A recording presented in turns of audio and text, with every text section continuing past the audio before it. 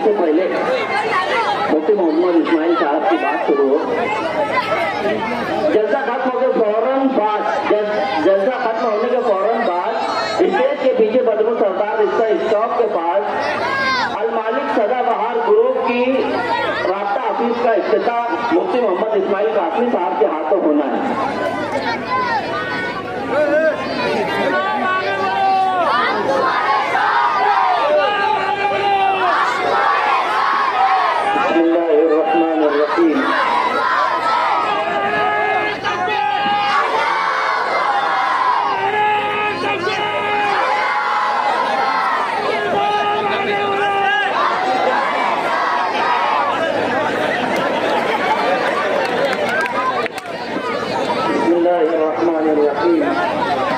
नहमदुहु व नुसल्ली अला रसूलिहिल करीम, अम्मा बाद।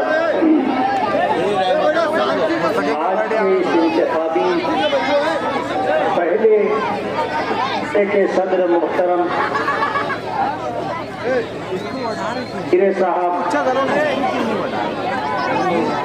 हमारे सरपरस्त अलहाज यूनुस ईसा साहब,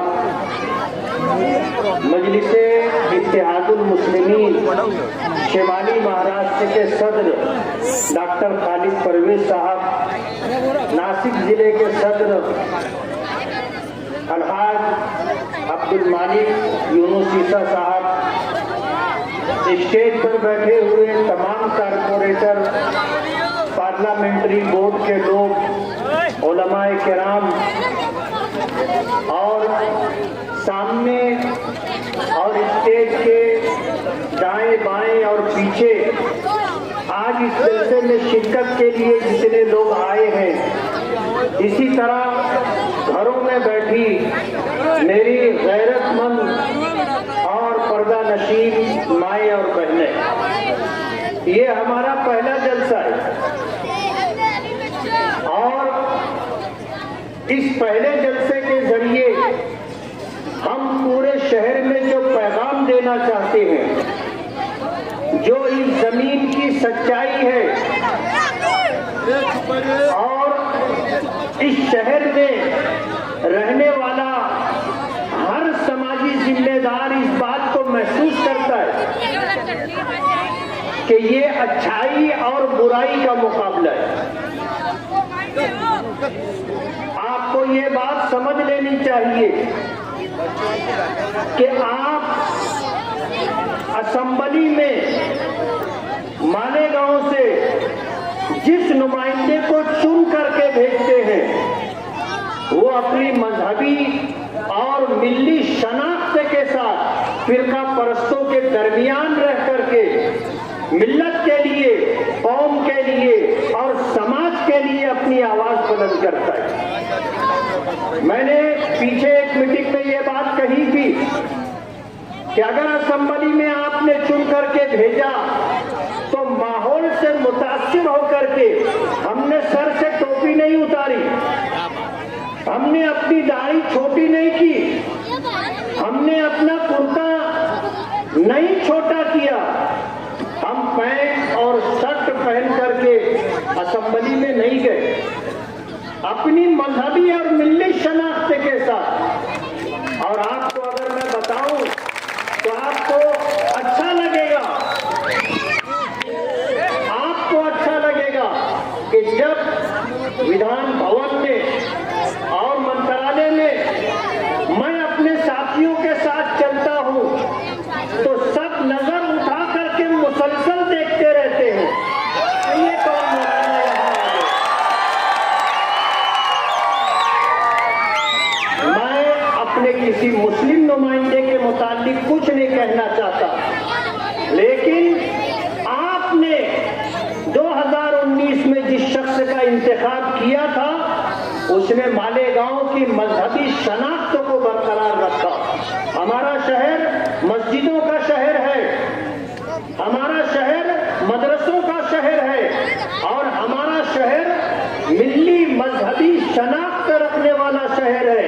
मालेगांव को हिंदुस्तान ही नहीं पूरी दुनिया में जाना जाता है और उसकी वजह हमारे मदारिस दीनिया है। मालेगांव वो जिसने पूरी दुनिया में लड़कियों को आलिमा बनाने के लिए सबसे पहले जो दरसगाह जामियतुस सालिहात के नाम से कायम की, उस दरसगाह से जो बच्चियां आलिमा और हाफिजा बन करके जब अपने घरों पर वापस गई तो उन्होंने खवातीन के लिए, बच्चियों के लिए मजहबी दीनी तालीम का बेड़ा उठाया, दरसगाहें कायम की। एक वक्त था जामियतुस सालिहात में दुनिया के तकरीबन 40 मुल्कों की लड़कियां पढ़ती थी। सातों बर्रे आज़म में आपके शहर जामियतुस सालिहात की पढ़ी हुई बच्चियां मालेगांव का नाम रोशन कर रही हैं। हमारा ये शहर मजहबी शनाख्त रखने वाला शहर है। दुख के साथ कहना पड़ता है कि माजी में जिनको हमने चुन करके दिया, आपने उनका कारोबार नहीं देखा, आपने उनकी हरकतों पर गौर नहीं किया। ये सरकारी जमीनों और नालों को पाट करके, प्लाट गिरा करके जमीन बेचते, ये लोगों की खासगी जगह पर कब्जा कर लेते हैं, कमजोरों की जमीनों को हड़प लेते हैं। पूरे शहर में नशे का जो कारोबार चल रहा है, उस कारोबार की सरपरस्ती करने वाले लोग हैं, उस कारोबार में पार्टनर बनने वाले लोग हैं।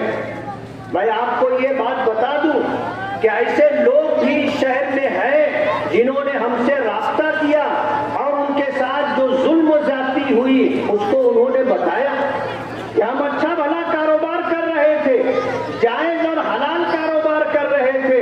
इन्होंने दाब दबाव बना करके हमारे कारोबार में पार्टनरशिप ली और उसके बाद जब कारोबार में मंदी आने लगी तो जायज और हलाल कारोबार से निकाल करके हमें गैर कानूनी कारोबार में डाल दिया गया।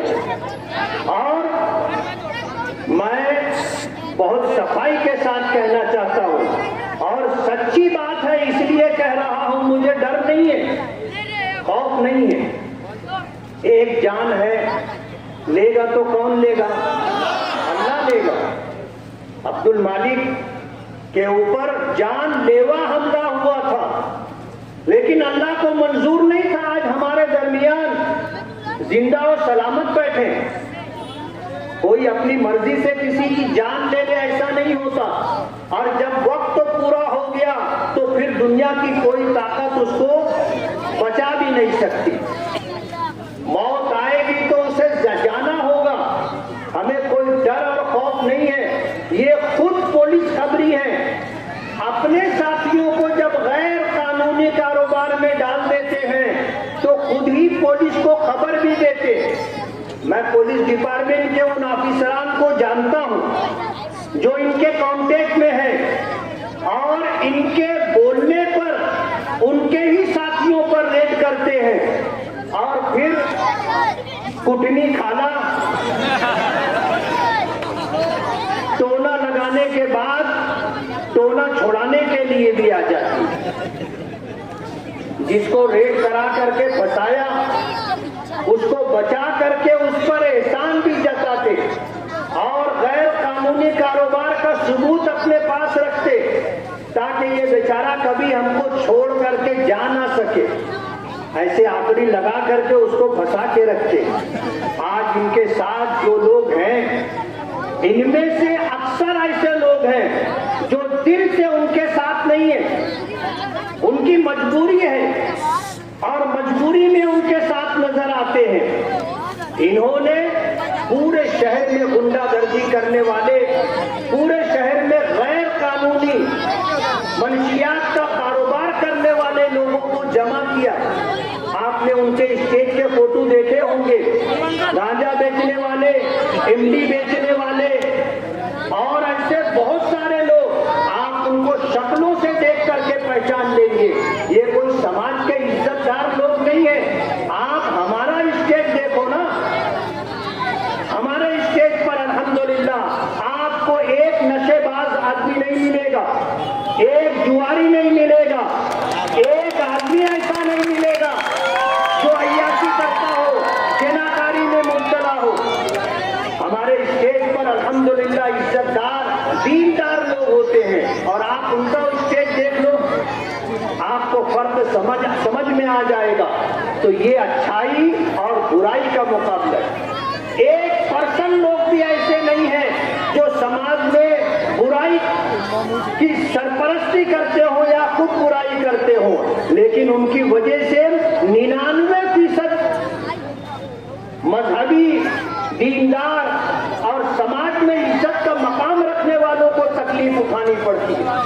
आपने अगर इनको चुन करके दिया तो इस शहर के ऊपर गुंडागर्दी करने वालों का राज होगा, इस शहर पर नशे का कारोबार करने वालों का राज होगा, इस शहर पर लोगों की जमीनों पर कब्जा, नाजायज कब्जा करने वालों का राज होगा और इस शहर में कमजोरों के साथ जुल्म ज्यादती करने वालों का राज होगा। आपकी नस्लें तबाह व बर्बाद हो जाएंगी। ये हमारे नौजवानों का मुस्तकबिल तबाह व बर्बाद करना चाहते हैं, उन्हें नशे का आदी बनाते हैं। ऐसे सैकड़ों वाकयात इस शहर में आपको मिलेंगे कि इन्होंने जो हरकत की है, घर का घर तबाह व बर्बाद हो रहा है। तो हमारा ये इलेक्शन अच्छाई और बुराई का मुकाबला है। इन्होंने इस शहर के साथ, आपके साथ जो हरकत की है वो मैं आपको याद दिलाना चाहता हूँ। जब 2019 का इलेक्शन हारे तो शहर से तकरीबन 40 से 45 हजार वोट कटवा दिए और खुद ही ऐलान करते थे कि इतने बोगस वोट हमने कटवा दिए, जबकि उनमें वो लोग थे जिनके बारे में इनका ये गुमान होता था कि ये हमको वोट नहीं देते, उनका वोट कटवा दिए। ये तो पार्लियामेंट इलेक्शन आया तो पार्लियामेंट इलेक्शन आने के बाद पोल खुल गई और लोगों को समझ में आ गया कि हमारा वोट इन्होंने कटवा दिया। आज हम इस मुल्क में फिरका परस्तों को पीछे करना चाहते हैं, उनकी हुकूमत खत्म करना चाहते हैं और इन्होंने पार्लियामेंट इलेक्शन में हमें वोट देने से महरूम रखा। हमें बताने वालों ने बताया है कि तकरीबन इनकी तैयारी 30,000 बोगस वोटों की है। पिछला 2019 का इलेक्शन, उससे पहले 2014 का इलेक्शन, 2014 के इलेक्शन में ये तकरीबन 17,000 वोट से जीते थे। बाप बेटे जब जीतने के बाद बैठे तो मरहूम शेख रशीद साहब ने अपने फर्जंद शेख आसिफ से ये कहा था कि हम हार गए हैं, जीते नहीं है, हमने 22,000 बोगस वोट डाली है, तब जाकर तू 17,000 वोट से जीता है। अगर 22,000 बोगस वोट नहीं डाली जाती तो वो मौलाना फिर जीत जाता। अब उनकी तैयारी 30,000 बोगस वोट की है। मैं आपको ये बताना चाहता हूं कि अगर आपका बोगस वोट डाला गया तो आप वहां जाइए, आप हमारे लोगों को बताइए, आपको चैलेंजिंग वोट देना है और वहां का अगर प्रिसाइडिंग ऑफिसर आपको मना करे तो उसको मना करने का हक नहीं, आपको ये हक दिया है कानून ने। होता यह है कि प्रिसाइडिंग ऑफिसर नहीं बोल देता है, हम लोग एक दूसरे का मुंह देख करके वापस आ जाते। आप वापस ना आए, आप एक चैलेंज बनकर उसके सामने खड़े हो जाएं कि ये मेरा आधार कार्ड है और वोटर के अंदर मेरा नाम है, मैंने वोट नहीं दी है, किसी ने बोगस वोट डाली है, मैं वोट देना चाहता हूं और उसको वोट डलवाना पड़ेगा। आप वापस मत आना, आप वापस मत आना, आपका हक है। इलेक्शन कमीशन की तरफ से ये हक आपको दिया गया है। हम तो इसके सद्देबात के लिए कोशिश करेंगे, लेकिन अगर ऐसा कुछ हो गया तो आपको वापस नहीं आना है, आपको वोट देना है। इनके साथ जो लोग होते हैं वो लोग गैर कानूनी हथियार लेकर के साथ में चलते। मैंने इससे पहले भी पुलिस डिपार्टमेंट को इस बारे में खबरदार किया कि आप उनके साथ, उनके आगे पीछे रहने वालों की चेकिंग करें, उनके पास आपको हथियार मिलेगा। और आपको मैं ये पैगाम देना चाहता हूं कि अगर आपके साथ, हमारे साथ किसी तरह की कोई ज्यादती हुई और हम पर अटैक हुआ, आप पर अटैक हुआ और पब्लिक ने अटैक करने वालों को पकड़ करके डिपार्टमेंट होगी। हम बार बार ये बात कहना चाहते हैं कि पुलिस डिपार्टमेंट अपनी जिम्मेदारी पूरी करे। अगर इन लोग डिपार्टमेंट ने इस बात को नोट नहीं किया और इस तरह की कोई घटना घटी कि पब्लिक ने ऐसे लोगों को मारा और रवाना कर दिया, तो पुलिस डिपार्टमेंट उसके जिम्मेदार होगी। आपको डरने की कोई जरूरत नहीं है। आज शहर में एक बहुत बड़ा तबका जुल्म के खिलाफ और गुंडागर्दी के खिलाफ उठ खड़ा हुआ है। हम डरने वाले लोग नहीं हैं। हालात मुश्किल जरूर हैं, हालात मुश्किल जरूर हैं। डॉक्टर खालिद परवेज साहब ने जो बात कही कि आप मुफ्ती इस्माइल का इलेक्शन नहीं लड़ रहे, आप यूनुस ईसा खानवादे का इलेक्शन नहीं लड़ रहे, आप इलेक्शन लड़ रहे हैं तो अपने शहर के लिए लड़ रहे हैं, शहर की तहजीब के लिए लड़ रहे हैं, अपने नौजवानों का मुस्तकबिल महफूज रहे उसके लिए लड़ रहे हैं। अच्छाई का गलबा हो और बुराई मिटे, आप इसके लिए इलेक्शन लड़ रहे हैं। हमें का हर शख्स जिम्मेदार है। नबी करीम सल्लल्लाहु अलैहि वसल्लम का इरशाद मुबारक है, मन रहा मिनकुम मुनकरन फलयुगय्यिरहु बियदिही, कि तुम में से जो शख्स बुराई को देखे तो पहला दर्जा ईमान का ये है कि उसको ताकत से रोके। फइल्लम यस्तती फबिलिसानी, और अगर ताकत से नहीं रोक सकता तो फिर उसको अपनी जुबान से रोके, यानी बुराई होने का ऐलान करे कि ये गलत है।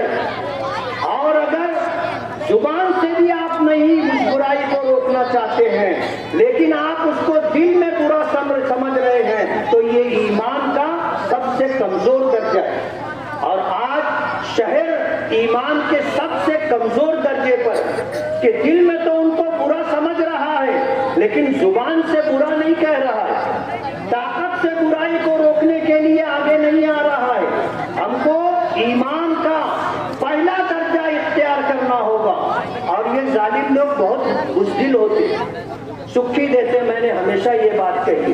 हमारे स्टेज पर लुकमान अतीक कमाल का भतीजा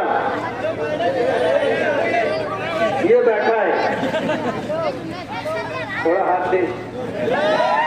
आप देख लो, ये कोई अब्दुल मालिक जैसा नहीं है, कद्दावर और तनवर ऐसा नहीं है,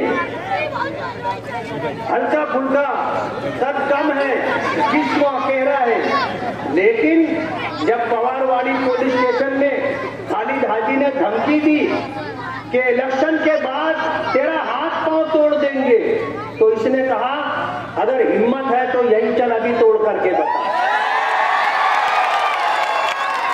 एक गुंडा चढ़ना था, दुम दबा लिए, पीछे हट गए। उनके साथ जितने लोग थे वो सब उसका चेहरा देखने लग गए। आप अगर जुल्म बर्दाश्त करोगे तो आपके साथ जुल्म किया जाता रहेगा, और अगर जुल्म के खिलाफ आप खड़े हो गए तो आप यकीन मानो आपके सामने कोई ऐसा गुंडा दादागिरी करने वाला टिकेगा नहीं। इसलिए मैं आपसे ये गुजारिश करता हूं कि आप डरे ना, बिला खौफ व खतर के आप अपना हक इस्तेमाल करें वोट देने का। मजलिस इत्तेहादुल मुस्लिमीन के जिम्मेदारान का मैं शुक्रगुजार हूं कि उन्होंने 5 साल मुकम्मल होने पर मेरी कारकर्दगी से मुतमईन होकर के उन्होंने अल्हम्दुलिल्लाह आज खुद मेरे टिकट का ऐलान किया। और अल्हम्दुलिल्लाह अभी माजिद हाजी जो है मेरा एडी फॉर्म यानी टिकट लेकर के आ गए हैं, और इंशाअल्लाह हम 2-4 दिनों के अंदर अपना फॉर्म दाखिल करेंगे। तो मेरी आपसे ये गुजारिश है, वक्त मेरे पास कम रहा, ये मेरे पास लिस्ट है जिसमें तकरीबन वार्ड नंबर 17 और इसके आसपास हमने तकरीबन 15 करोड़ 76 लाख रुपए का काम किया है, जिसमें से कुछ काम हो चुके हैं और ज्यादा काम होने बाकी है, जिसमें खास तौर पर नोमानी ब्रिज है और तकरीबन 4, 5, 6 मकामात पर हमारी माओ और बहनों के लिए संडास बनना, 20-20 सीट की संडास बनना बाकी है। हमने वादा किया था अपनी माओ और बहनों से कि हम आपके लिए संडास बनवा करके देंगे, और अल्हम्दुलिल्लाह रमजू मिंबर की कोशिश रही, साजिद मिंबर की कोशिश रही, कारपोरेशन से हमने तकरीबन 1.5 करोड़ रुपये का बजट डलवाया है और ये संडास अनकरीब इंशाअल्लाह बनेगी।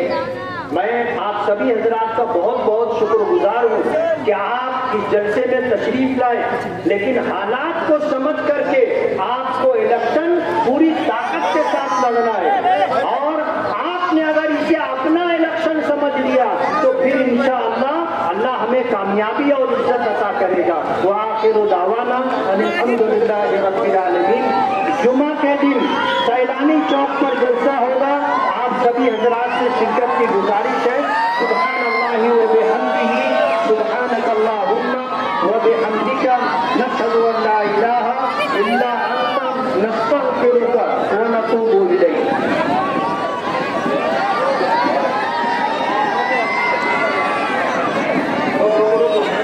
पीछे जो है ऑफिस का इफ्तिताह मुफ्ती साहब और जिम्मेदारान के हाथों हो रहा है। भाई कुर्सियां जो साहिबान जहाँ खड़े हैं, कुर्सियां जो है एक में एक करके तरतीब से किनारे लगाते चले। हाँ भाई, कुर्सियां जो है तरतीब से एक में एक करके लगाए।